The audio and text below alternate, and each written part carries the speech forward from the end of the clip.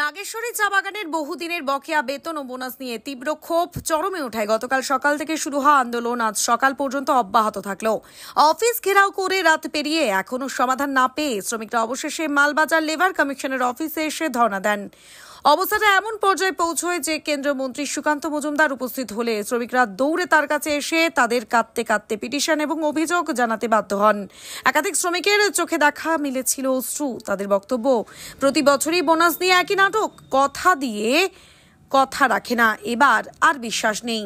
আর যেখানে সরকার ঘোষণা করে দিয়েছে 20% যদি চা বাগান দিতে না পারে, মালিকরা যদি দিতে না পারে, পশ্চিমবঙ্গ সরকারের শ্রম দপ্তরের উচিত এই বোনাসের বাকি টাকা বহন করা।